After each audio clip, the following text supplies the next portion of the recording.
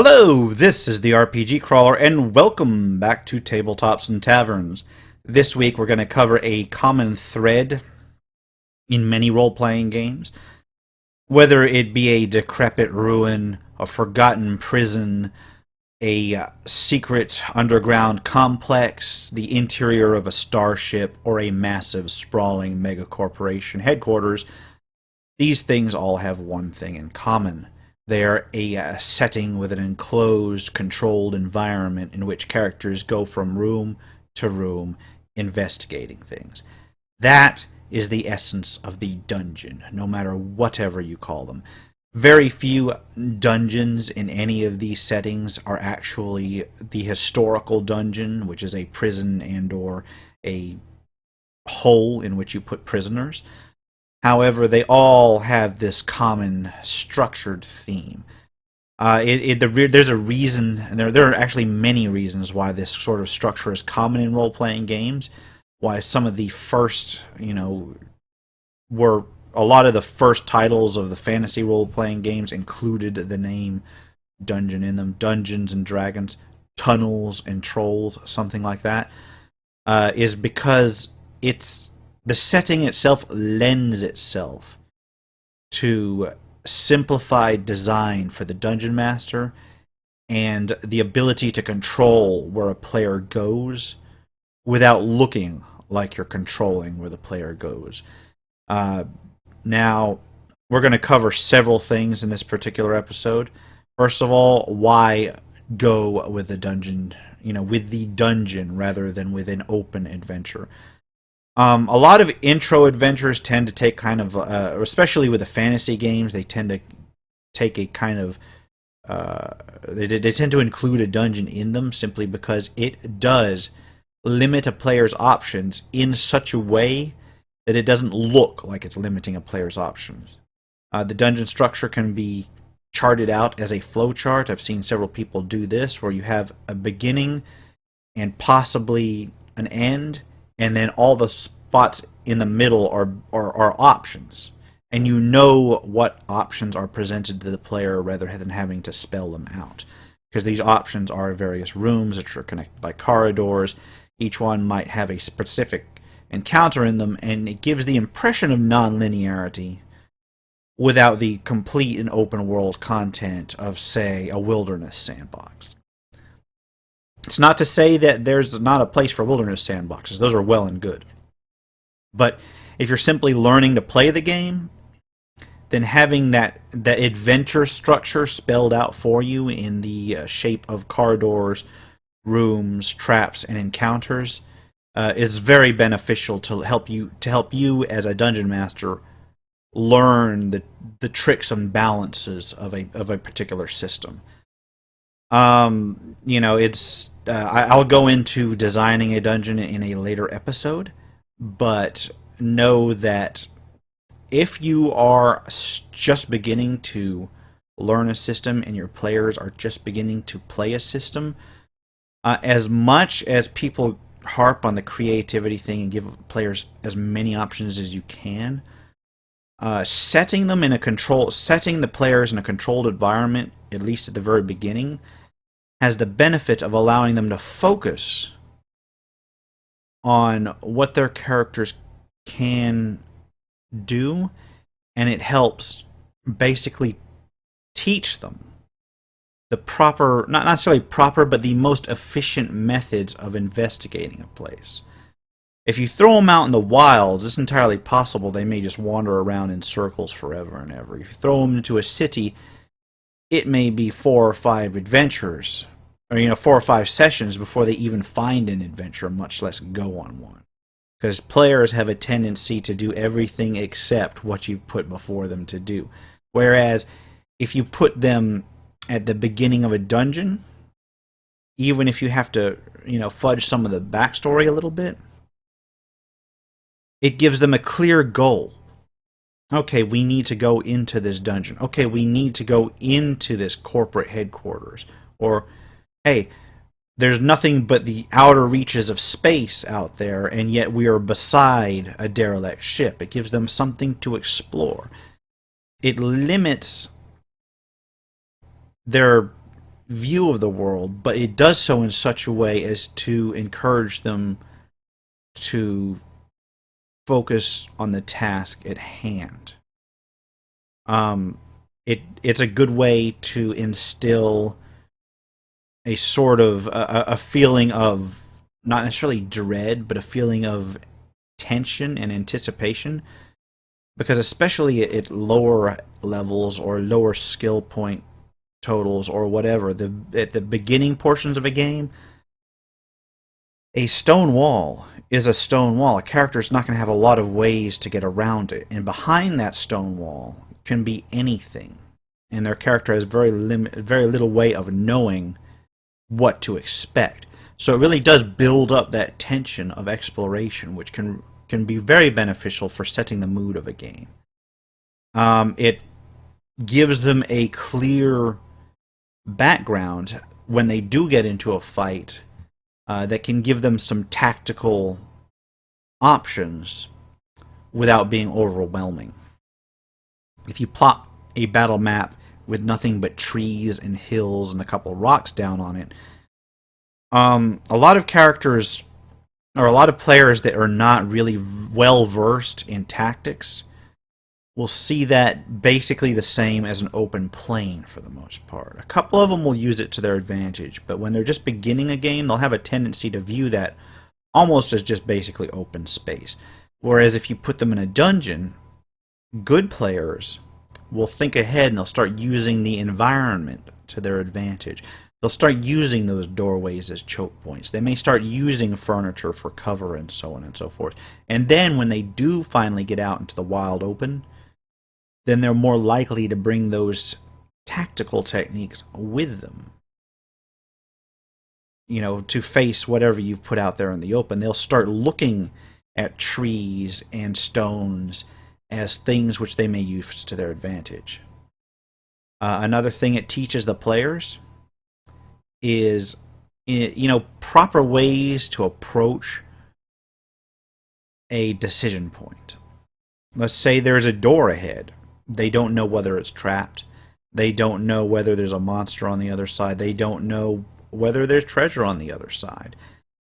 If you are trying to teach a new group, or even an experienced group that's just learning the system, that enclosed environment helps. The mood which is produced by that enclosed environment, and the limitations which are set by that environment, help focus them on developing techniques to cope with those unknowns without necessarily immediately overwhelming them.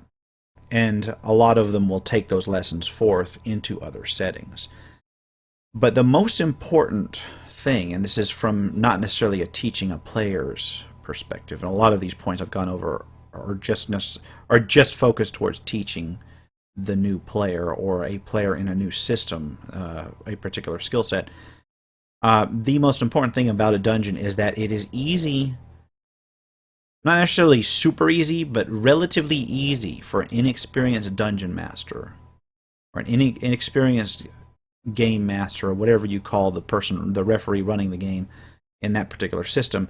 It's easy for them to figure out how to design encounters and adventure points and lay them out in a manner that they are sure that the player characters will, if they're going for the end goal, hit at least one of those branching paths. In other words, there's no real way to get from the entrance to whatever the end goal of the dungeon is without going through at least one of those story paths. Whatever way they go, and you've got complete control over the various connections, they're going to at least have, room A, room B, and room C between the beginning and the end that they will have to go through. There may be a room D, they may be able to branch up and go through there, but if you are trying to form a storyline and you're trying to put salient story points together along that route, then you can rest assured that at least one of those routes which they pick through the dungeon, they're going to hit every single story point that you put along that route. Now, if you give them multiple routes, you give them like 2 or 3 ways to meet the end, Then you can put slight variations of the story which you're trying to tell along those routes, so at least one version is going to come forth for them. So, as an example, a long, long time ago, I produced a starter dungeon for a group. And the starter, the adventure was basically the local baron's wife has disappeared. With her, the court wizard has also vanished. You need to go ahead and retrieve her. And the assumption was that, okay, the court wizard kidnapped her. It was, basically a kidnap thing. So as they went through the dungeon, I knew that that wasn't the actual begin-all and end-all of the story. I knew that there were some points I wanted the players to uncover that they could experience on the way through that would turn it from a very cliche kind of story into something that's probably equally as cliche, but unexpected. So when I was designing the dungeon, I said, okay, I know that at the starting point they will believe that the evil wizard has taken off with the Baron's wife. But I also had something in mind for the end where I said, okay, when they reach the end of the dungeon, it turns out that the Baron's wife was a sorceress who wanted to unlock something, and she needed the medallion that the court wizard always had on his person to basically unlock what she was trying to unlock. And so the boss of the dungeon was actually the Baron's wife and the creature she was summoning. So I knew I had a starting point and an end point. And when you just jump from one to the other, it's all well and good as a story, but there's no real meat to it. There's no transition.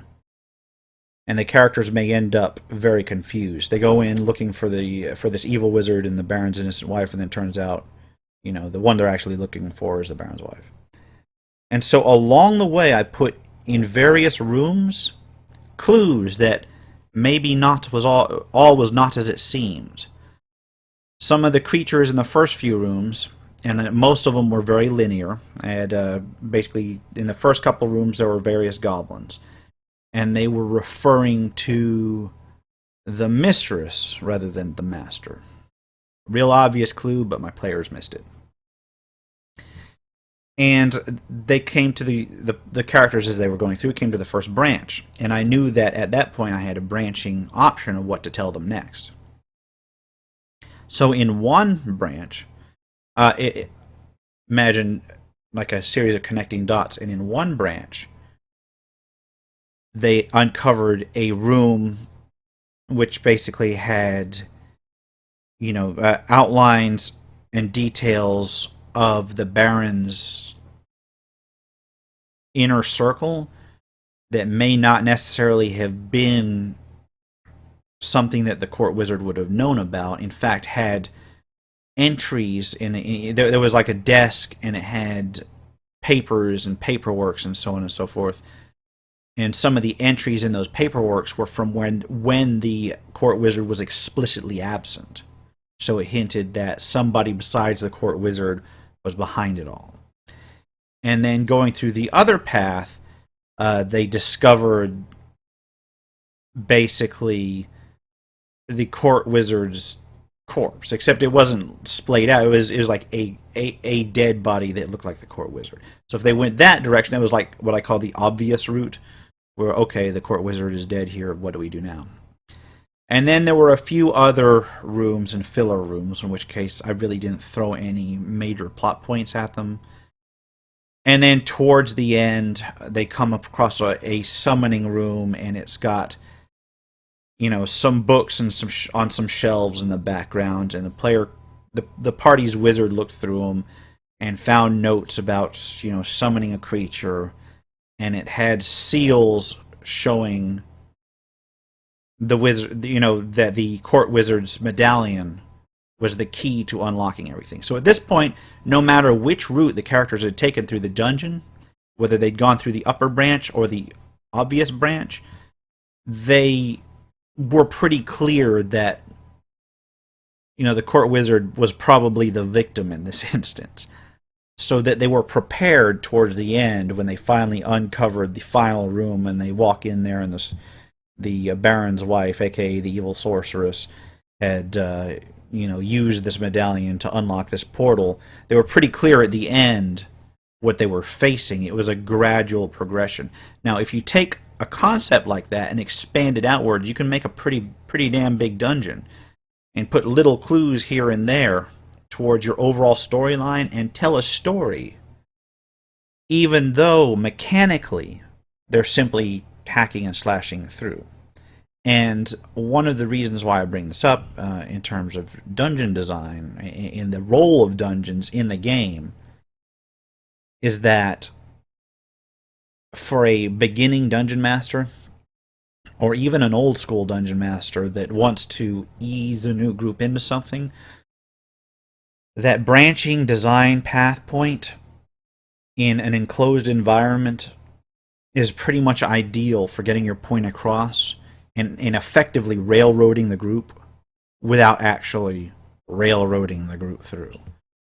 And so that is another quality on dungeons. Now, I've told you why dungeons are a thing from a design point, so let's go ahead and take a look at something called the Mega Dungeon. Now, from the earliest days of the role-playing game hobby, there have been these things called Mega Dungeons, which are basically a dungeon environment, as I just went over, but large enough to have an entire campaign in. Once you start talking about an entire campaign in a single dungeon, you stop talking about the fundamentals, and you start talking more about design choices for an ongoing series of groups. Now, if you've run a campaign before, and let's take Dungeons and Dragons, because let's face it, that's what the most popular role-playing game is right now. If you've run a Dungeons and Dragons campaign, you know that you can move all over the countryside. You can tell a beautiful story arc, bring characters up from 1 to 50, or 1 to 20. Bring characters up from 1 to 20. Forget I said 50. I was thinking something else. But why would you set it in a single dungeon if you can go through all of these beautiful vistas and include exotic kingdoms and strange settings? Well, here's what I've read, and it's a little detail about the early hobby that really isn't captured in the same way today. And that is, when in the early hobby there were very few people that considered them, there were fewer people that considered themselves dungeon masters. So what you would end up with is large groups. Furthermore, you couldn't guarantee that your group was going to be the same people every week. So if my understanding of the history of it is correct, and I'm pretty sure it is because it makes a lot of sense, if you were a dungeon master and you had A, a large group of people, B, no single subset you could count on every single week, and C, you were running a lot of games, if you put together a mega dungeon, that means that any one week, any group of people's characters could come together and run a session in that dungeon and effectively choose their own content. In a MMORPG or something today, when you look at the whole world of a particular massively multiplayer online role-playing game, there are adventure zones. This is for newbies. This is for characters in the mid-range. This is for the end game characters. Now, if you take that concept of choosing your own content and then boil it down into just one dungeon. And the reason you do this is because, unlike in an MMORPG, you want to get right to the action. If you're playing a constant pen and paper game, because your players are probably not going to want to kill 3 weeks of in-game time to go halfway across the world.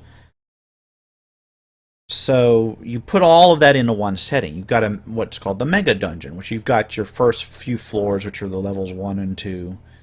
And then you branch off and have like sub-levels. And this one's particularly challenging, or this entire area of the dungeon here is really designed for a certain level.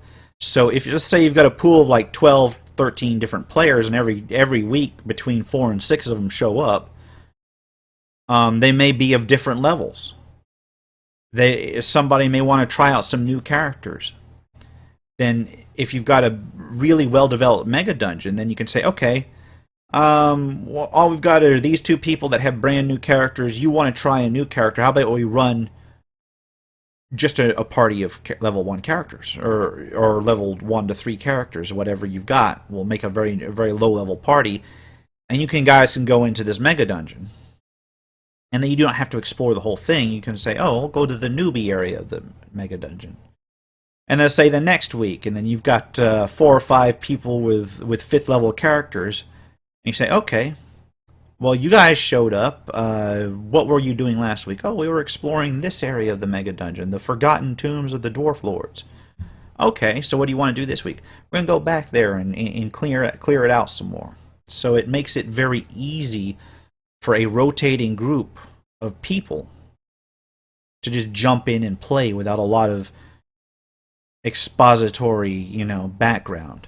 So you don't have to, if you get a brand new player, you don't have to go ahead and say, okay, this is what has happened in the campaign, make a 12th level character. You need to know all of the details that have happened up to this point. Worst case scenario, they can make whatever character level is compatible with the people who are already there, and they can fill them in en route because it's just into the same adventure area. And that's something that doesn't happen a whole lot in modern role-playing games. And the reason it doesn't happen a lot in the modern games is that a lot of gaming groups have a set number of people, and they go with the same 4 or 5 people all the way through. And they never really branch out. So they can go ahead and play with those 4 or 5 people all the way through from level 1 to level 20.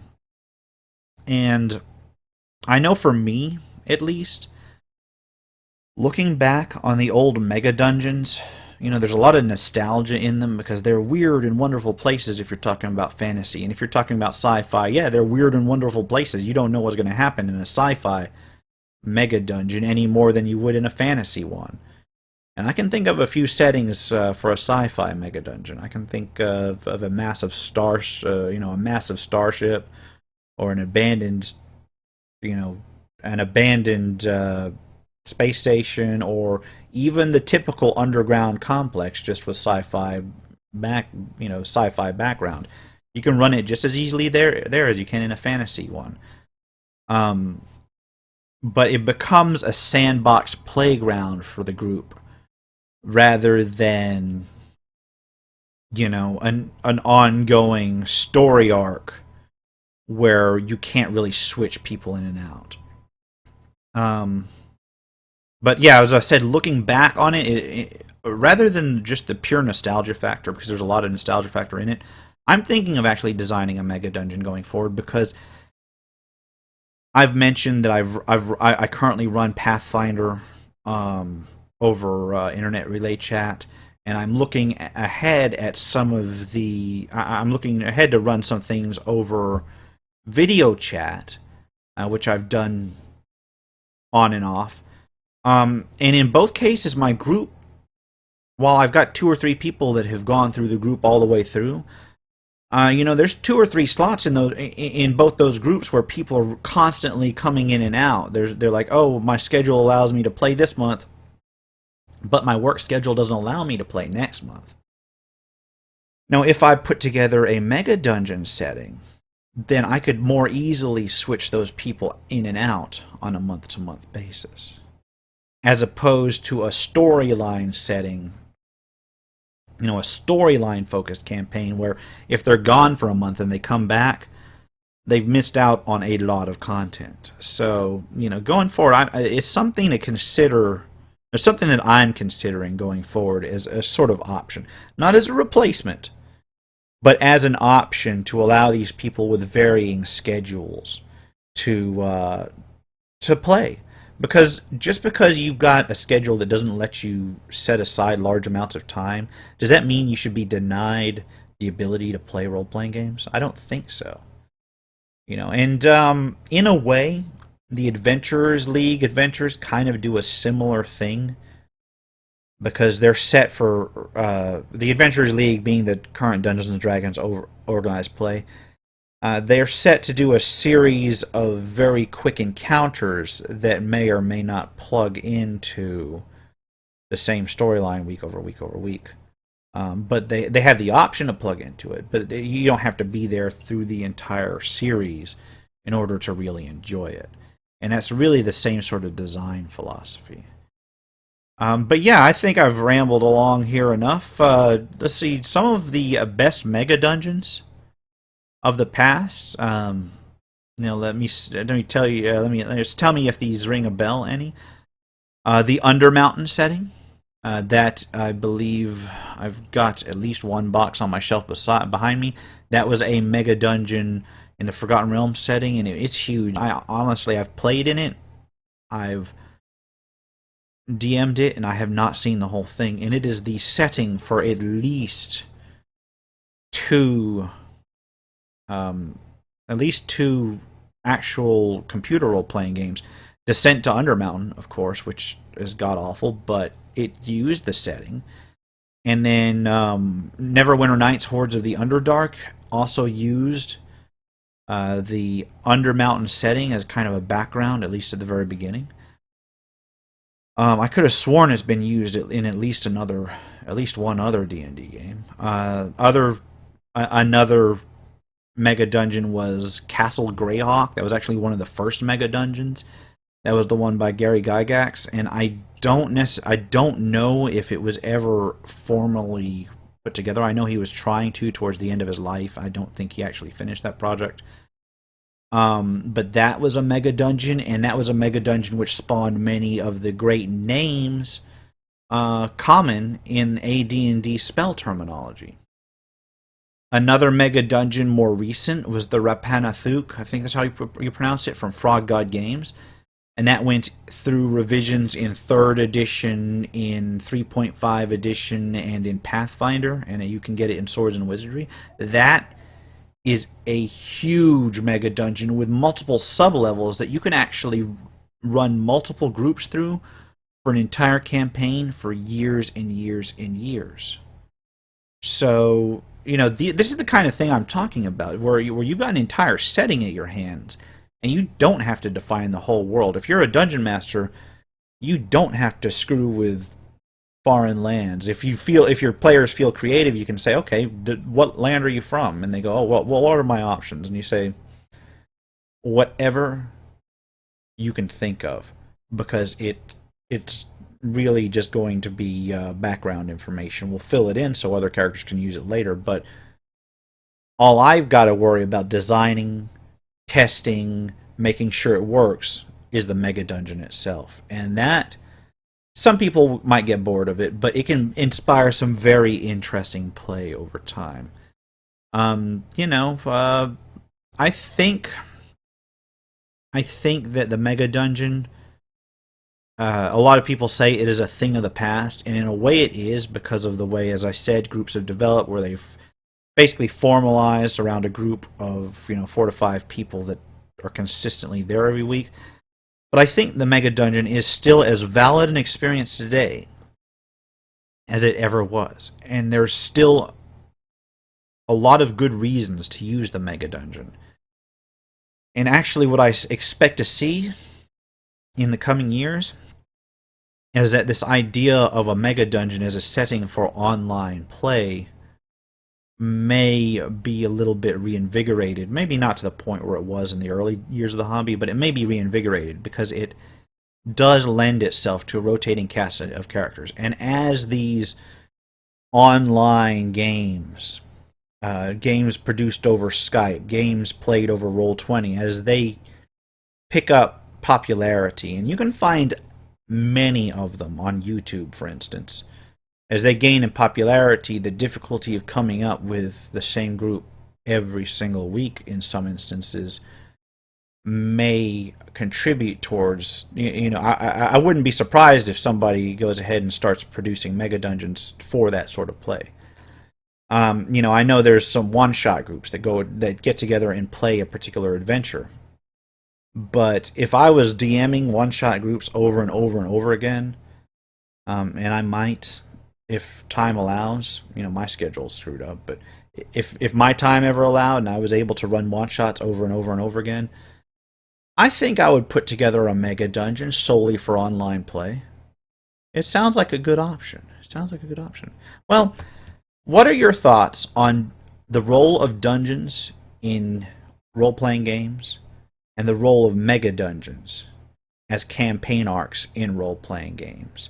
Let me know in the comments below. As always, if you like it, share if you have anybody that's interested in this sort of thing, and subscribe for more RPG content. Until next time, take care and goodbye.